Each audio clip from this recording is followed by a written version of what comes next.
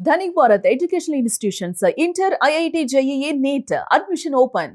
ఓడమల్లయ్య బోడి మల్లయ్య అయ్యాడని డిప్యూటీ సీఎం పవన్ కళ్యాణ్ ఉద్దేశించి మాజీ మంత్రి పేర్ని నాని సెటైర్లు వేశారు.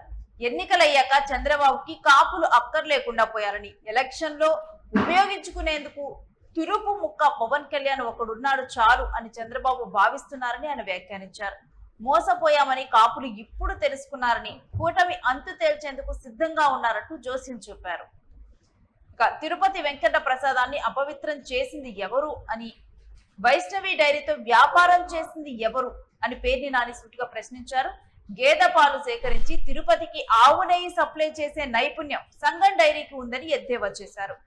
రైతులు సహకార సంఘంగా ఏర్పాటైన డైరీ ఇప్పుడు ఎవరి ఆస్తిగా మారిందని, దీనిపై ప్రశ్నిస్తే తప్పుడు కేసులు పెడుతున్నారంటూ విమర్శించారు.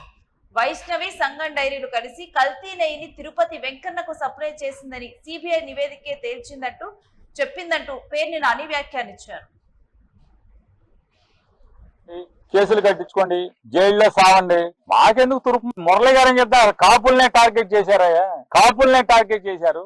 అవసరం అయిపోయింది, ఓడమల్లి బోడి మల్లయ్య అయ్యాడు, అల్లుడు ఇంకేదో అయ్యాడు. అవసరం తీరిపోయాక అల్లుడు ఏమవుతాడు, ఏదో అయ్యాడు. పడవ దాటాక ఓడమల్లయ్య బోడి మల్లయ్య అయ్యాడు. పవన్ కళ్యాణ్ ఒక్కడే మాకున్నాడు చాలు, మా జేబులో ఉంటాడు.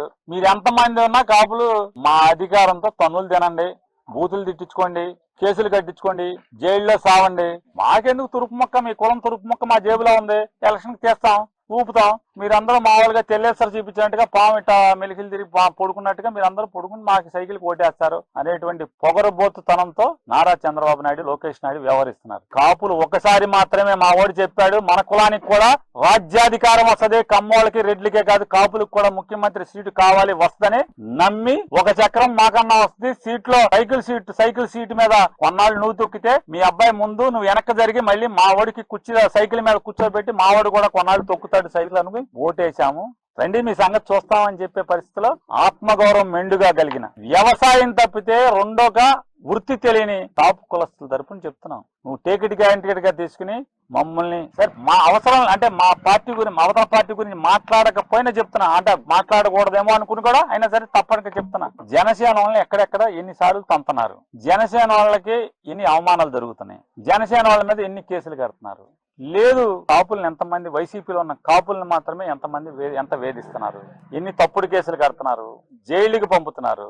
అంటే మాకు ఆత్మగౌరవం ఉండదనా నారా చంద్రబాబు నాయుడు గారు? కాపులకి ఆత్మగౌరవం ఉండదు అనుకుంటున్నారా? మాకు సొమ్ము లేదు కాపులకి, కానీ టన్నుల ఆత్మగౌరవం ఉంది, పొగరుందనేది మాత్రం గుర్తుపెట్టుకుని రాజకీయాలు చేయమని చెప్పి